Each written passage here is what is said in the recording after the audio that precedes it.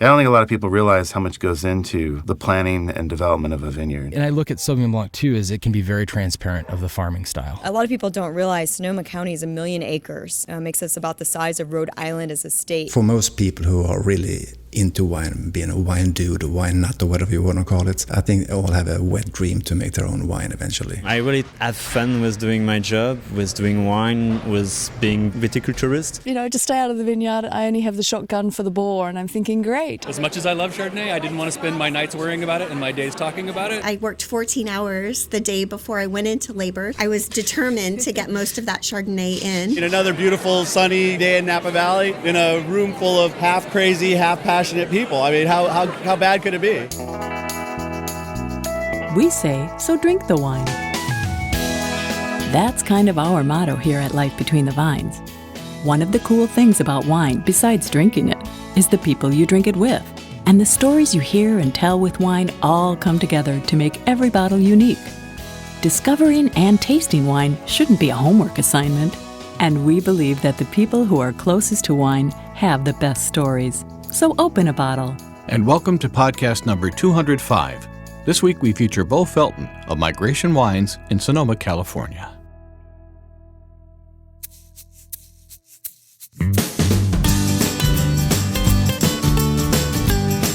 We originally met with Migration winemaker Bo Felton back in 2011 at the Goldeneye Winery in Philo, California. At that time, Bo worked with the Goldeneye label, part of the Duckhorn family of wines, before being named as the Migration winemaker shortly after. Every winemaker has their own style, and Bo works with the Duckhorn winemakers on a regular basis, which gives him the opportunity to grow along with the wines. We met with Bo in Sonoma in September of this year, catching up with our friend, who's now also a dad. We're here in the Green Valley, and that'll be in Sonoma, and we are at the Migration Winery with our old friend, the winemaker for Migration, Bo Felton. How you doing, Bo? I'm doing well. Thank you for being here today. Thanks for having me. My pleasure, and thanks for letting me say your name properly. I feel pretty good about that now. It sounded great. Some of our listeners may remember back in 2011 when I spent some time up at Goldeneye Winery. You, at the time, were assistant winemaker. I think you've just been named assistant, right? I think I was being asked to do the assistant winemaker's job, and I think that at the time I may have still had one of these funny titles like cellar hand plus or something like that, but I was on my way to assistant winemaker, and yeah, for all intents and purposes that's what I was doing, but yeah, there was some weird title changes there as I went through the ranks there at Goldeneye. You weren't quite at rat level, but you were. Yeah, I had graduated from rat, but I hadn't really yet gotten to the point where they were too comfortable with me, you know, like speaking about anything other than the very basic day-to-day stuff that I was doing. So, well, you know, and now here you are, and you've done very, very well for yourself, which is cool to see you at Migration and as winemaker, because you have such an incredible group of winemakers. In my personal opinion, you guys are great. You know, between Neil, you have, of course, Renee, all these wonderful people, and you get to bounce a lot of information off them, don't you? Yeah, it's a really nice model that we've got going with Duckhorn Wine Company. It's fairly unique, I think, too, within the context of California wine business, where we've got, you know, a group of wineries like we do with Duckhorn Wine Company, and to have individual championing each of those brands and really leading each of those brands, it's unique. And like you said, you know, it allows for all of us to have, you know, a lot of resources within our group to be able to reach out and, you know, bounce ideas or ask questions if we find ourselves in a spot. So yeah, it's great to have all of the winemaking people that we do and all the knowledge and know-how that we do within our team. It's been good, and it's fun to be a part of that too. Yeah, it's nice. You are a lucky man. As I recall, when I met you, you were from Denver? Yeah, I grew up. Good memory. I grew up about 40 miles north of Denver in a town called Longmont. But yeah, right there in Colorado. And you and your wife, well, you had originally gone up to Philo, and then your wife came along. That's right. Philo was kind of, 1,000 or 2,000 people? Not a lot going on up there. Yeah, I think the Anderson Valley as a whole might claim 4,000, but that's from, you know, end to end. So yeah, maybe 2,000 in Philo. Yeah, what was it? Navarro was like 300 people or something like that? Yeah, something like that. Yeah. Beautiful, stunning property, but very difficult to live a normal life. Yeah, it's you were kind of out there on an island in the redwoods, so to speak. But yeah, just a beautiful area and really good sense of community up there, which still exists to this day. And I miss that to an extent, but at the same time, you know, it's nice being a little bit closer to some of the creature comforts that we've got down here in the Russian River Valley. I thought you were going to say civilization for a moment there. So I don't want to bash on the no bashing. We're going to let that go because it's too cool of a place. Yeah. So are you living in near here? Yeah, my wife and I live over in Sebastopol. We got a little baby now too. So congratulations, dude! Nice. Yeah, 3-month-old. So little boy, little girl, little boy, little Wesley Robert. Congratulations. Yeah, thank you. No, it's super exciting. You know, obviously changes everything. Becoming a parent for the first time sort of made me realize I had to grow up. You're legit now.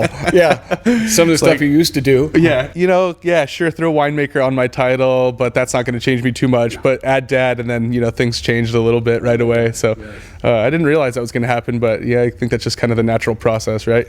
You don't always get a warning. Yeah, these things just sort of happen. Mother Nature's kind of weird that way. And God knows you work with Mother Nature all the time, so truly. You should know, especially the same sort of process. Well, here's the thing. At least it's not a harvest baby. He's got 3 months under his belt already. And, awesome. A bunch of my coworkers and friends in the business, they've had harvest babies themselves. So they're like, yeah, do it. And it's like, no, I've seen how miserable you guys were. I'll try not to do that. So luckily, no harvest baby, but still a baby at home, which is fun and exciting. Well, you never know what might happen down the road. I won't go any further on that subject. Get anybody Don't rule it trouble. Don't rule it out. No, don't do it at all.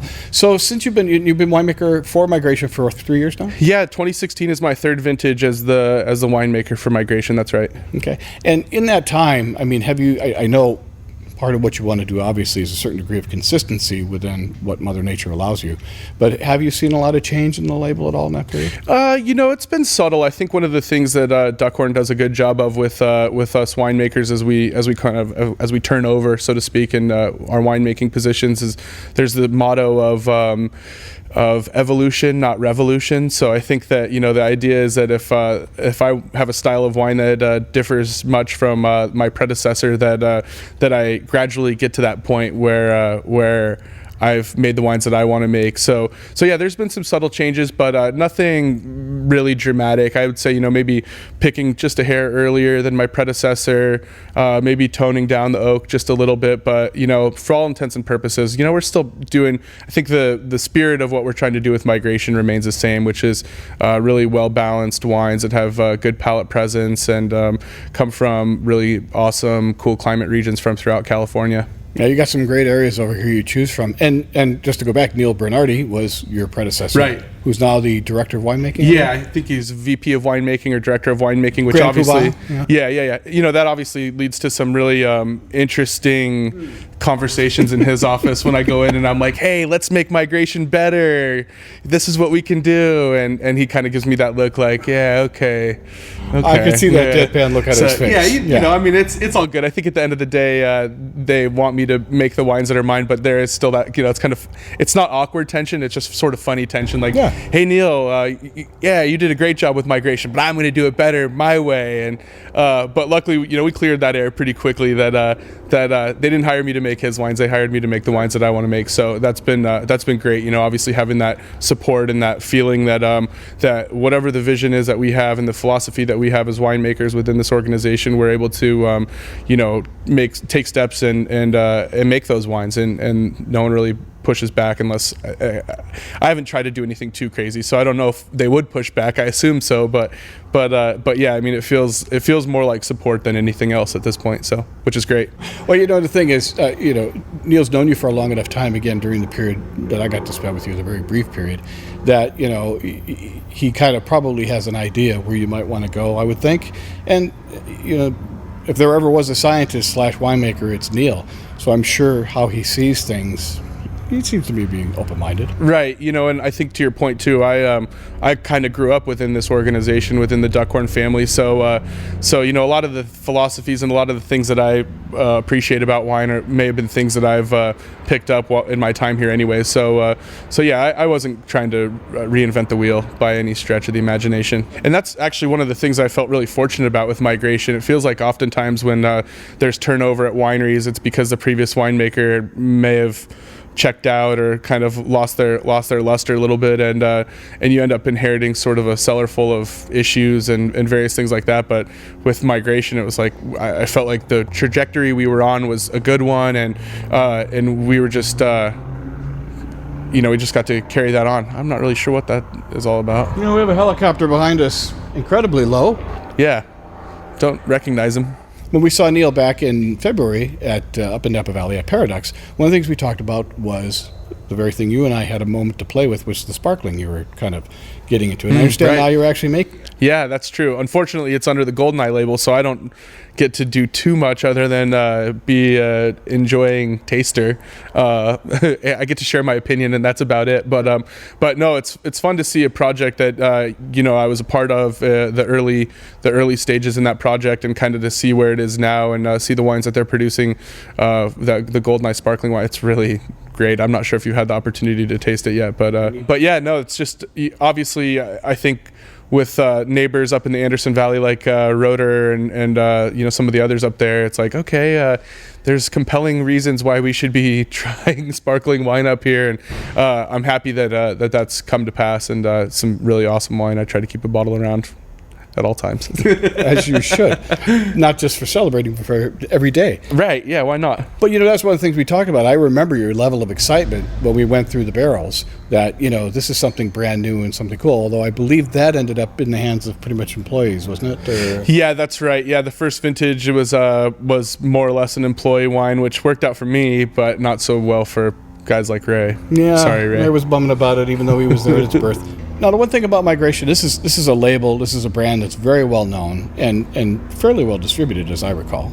That's true. About how many cases are we doing of this? Yeah, we're doing about 30,000 cases total at this point, between both Pinot Noir and Chardonnay from the Russian River Valley, and then in addition to that, we've got quite a few vineyard designate wines from both the Russian River Valley and beyond. And to a degree, that's a little new with Migration. Yeah. I mean, I think that's kind of, as we came into the Russian River Valley, we've been exploring outside of the appellation for a little while now.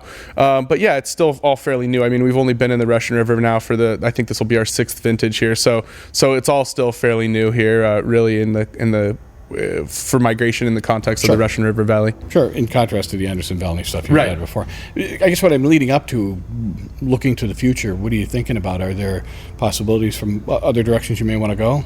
Well, I think right now we've purchased some estate ground here in the Russian River Valley to support Migration, and obviously that's keeping in the tradition of Duckhorn Wine Company in general. All of our brands are supported by estate viticulture, which is a very important thing, controlling the source, being able to have our farming practices, our cultural practices in the vineyard helps translate into the wines that we want to make. So that's obviously a huge part of it, and really, I think that at least in the near term, I haven't heard anything too exciting about really changing anything up much. I think we're going to be here in the Russian River Valley, but as part of our model, we've been exploring the Santa Rita Hills, we've been exploring Santa Maria Valley, and we'll continue to do that. I think we'll continue to look at the really cool climate appellations in California. I'm thinking this guy's going to land on this building any moment. I know, seriously. When you see wine labels, to me, it's always curious when they make decisions to go different directions, just like the idea of doing sparkling wine. What's the future going to be like, especially when you take into consideration global warming, changes in vineyards. And yeah, Duckhorn has purchased several vineyards in the last few years. What was it, last year they purchased the Three Palms vineyard, which they've been sourcing for a long time. Yeah, that was a great score for Duckhorn Wine Company. Obviously, that's one of the famed vineyards here in California, and for us to be able to add that to our portfolio, a vineyard that's meant so much to our history, throughout our history, it was really important for us to add that vineyard into our mix, and we're obviously thrilled to have Three Palms as part of the estate program here now for Duckhorn Wine Company. Sure. And now there's a new owner. Yeah, we've got a new ownership group this week, and it's another private equity group, which we're all really excited about, and I think they recognize that Duckhorn has been doing a good job at running their wine business, and it sounds like from my seat, we get to keep making wine and keep doing the things we're doing, and obviously that's for me that's really important, and I think from the employee perspective, I think we're all really happy that it sounds like it's going to be business as usual. We had some good years with GI Partners, and I think we all really appreciate the growth and the support and everything that happened over those years, and me personally, I'm just really excited about the next chapter here and kind of seeing where we can take it from here. Yeah, from what I hear, it's all very positive. Yeah, totally positive stuff. So we're all happy. Yeah, cool. Well, and we're kind of in the middle, or at least a starting 20% or so into harvest. What would you say? Yeah. 20% or so. That'll turn into 50% in about 10 days. Yeah, right. Which obviously means that we're getting into it. We're cranking pretty good now. The calendar's filling up. The schedule is getting busier and busier, which that's why we sign up. Harvest is fun like that. It's tiring and crazy, but at the same time, it's a fun time of year. It's exciting. If you have to slow down and learn how to appreciate it. I think if you have a bad attitude, then the harvest will eat you alive. But if you try to keep a positive outlook and just kind of recognize that it's just a time of the year. It's only a couple months, and the rewards that we get from being able to go out to the vineyards and get all this beautiful fruit into the winery and start the process again. It's an exciting time. It's kind of like a rebirth for us. Every year we get harvest, and it's sort of like just this moment where we set the course for the next year, so to speak, for what we're going to be doing, and that's exciting. It's really fun to start bringing in the wines and start tasting. We just tasted this Biennacido post press, which obviously that's fun. It's kind of fun to speculate what's that wine going to be like after ML, and in 12 months when we go to bottle it, what's that wine going to be like, and then in 5 years what's that wine going to be like. So there's a lot of sort of romantic thought that goes on right now, where you sort of get to think about the future, not unlike I often do with my new baby son. yeah. And I was just going to say, we'll get to see you for a period of time here. Yeah, unfortunately. But I like that term, rebirth, because it really does make sense, the idea of the cycle of the vines and all that kind of thing. And what's fun is being able to try this wine, as you just poured for us, trying the juice when it comes in, which is such a great experience, just to get an idea where you're at. And a lot of you guys, it's like you do have your own little crystal ball in your head, by tasting it, getting a feel for what the future is going to be once this wine goes beyond fermentation, gets into the barrel, that sort of thing. It's pretty amazing. Yeah, I mean, that's really a huge part of it. I have to basically be able to taste grapes off of a vine or juice from those grapes, and sort of, in my mind, speculate what that's going to turn into once the sugar's gone and alcohol's in the equation, and it has some time to age and advance. So it's there's a lot to it. What's really fun about this, while it's a very serious job, is this idea of tasting this juice and then tasting it after fermentation and tasting it and its growth. That's a crazy experience, and sort of to have your own mental filing cabinet, I guess, about what should be, what shouldn't be. Is that, a fair way to say it? Yeah, absolutely. I think that's a great way to put it, where, you're sort of watching the wine, grow up or evolve, however you want to say it. But yeah, you go from juice to a young wine like we've got in the glass right now, to a wine that's ML complete and still young. And then, kind of as it evolves through its barrel aging process, it's really a fun process to be a part of and to kind of watch and reference. And for those of us who might not have the mental Rolodex that some of the others do, I like to make notes just so I can refer back to them. But definitely there's a lot of that where you kind of you thinking about where you've been, where the wine is, where it's going, reflecting on the decisions that you've made to get to that point, and was it the right one? What would I do differently next year, because I only get one chance every year to do this? So yeah, there's a lot of that where you kind of get to, you're a steward of the process, and being able to be there with that wine as it evolves through the process is just it's a cool thing. It's really exciting to be a part of. This is a question I don't think I've ever asked a winemaker, so you want to take a moment to think about it. Do you feel satisfied? Was this what you expected? When you get to crack that bottle, maybe now that you've got a couple vintages under your belt, do you sit back and go, yeah? I have. I mean, I feel fortunate that the first couple vintages of, because you never really know until you actually get to do it, and I've been really happy. I've gotten good feedback from my peers and from other people within the organization, and when I taste the wines with my friends and family, I get positive feedback. But yeah, there's there's nervousness too. Like every time you pull a cork out of a bottle of wine that you made, it's like, man, I hope that whoever I'm going to share this with appreciates my effort and appreciates it as much as I do. And obviously we're our own biggest critics, so I think that's one of the things that's hard about being a winemaker, is that I always try to remind myself that just because I'm a winemaker doesn't mean I have to be a critic all the time. You know, there are times where I just like to sit down and enjoy a glass of wine, and sometimes it's hard to sort of turn off the critic in your head if it's your wine or one of your peers' wines or just any other, you know, wines that are out there in the market. And so yeah, I definitely appreciate the experience and being able to share the wines that I've made with people, and it has, so far it's gone well. You know, I think that the intention that I had is you know, more or less what ended up in the bottle, and I think that's kind of, I think that's what you're getting at, and I think that so far so good in that case. And you know, it kind of reminds me of a little bit of a, you know, going back to 2011, you know, that was a vintage that we got some rain, and it was a tougher vintage. It was a cooler year, and I think, you know, from my perspective, during that year it was a struggle. Everything was hard, nothing was coming easy, and you know, you sort of translate that thought, that notion into the wine itself.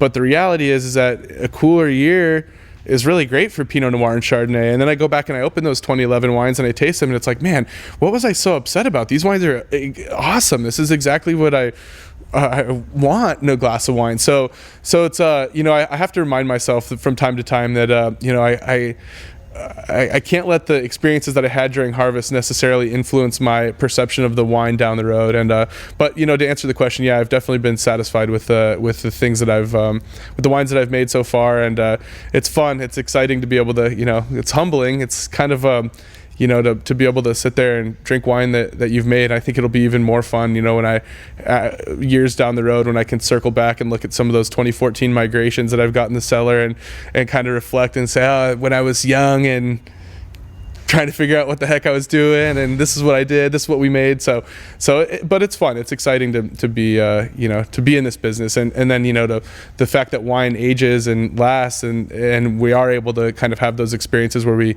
down the road go back and reflect on the wines and reflect on the people and the experiences that we had through those years. That's a cool thing. You know, I remember you whipping around the winery in a forklift like a maniac, because you guys knew how to handle these things. Can you think of any experiences, any crazy stories, any maybe moments that you're like, wow, I'm glad I survived that? Oh, you know, that's a good question.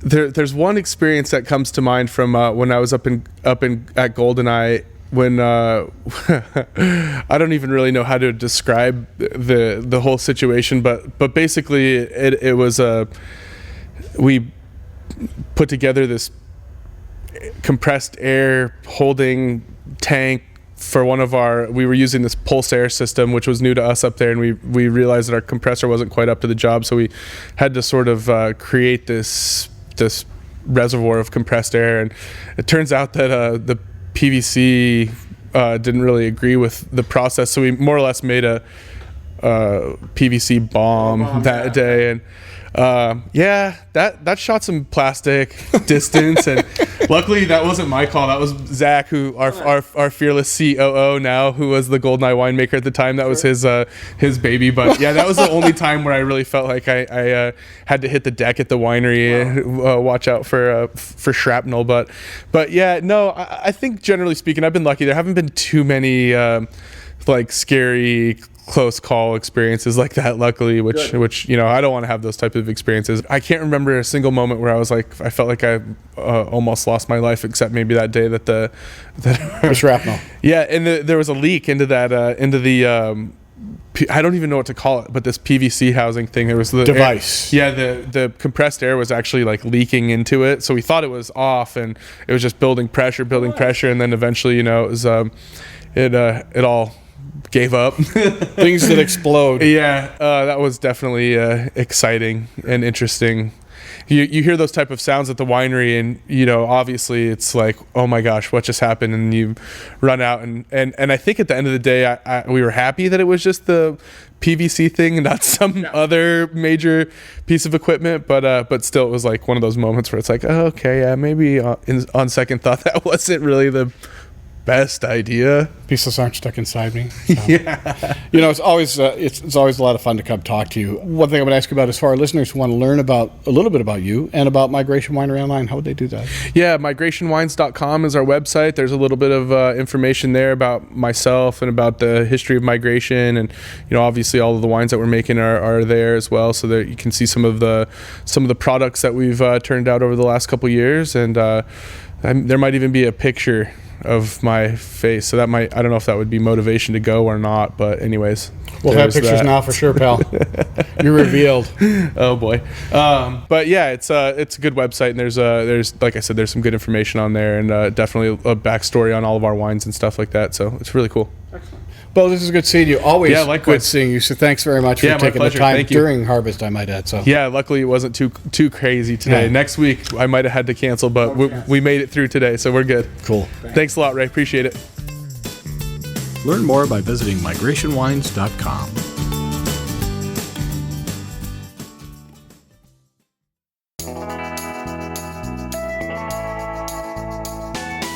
Thanks for listening, and remember to like us on Facebook. Also, check out our YouTube channel.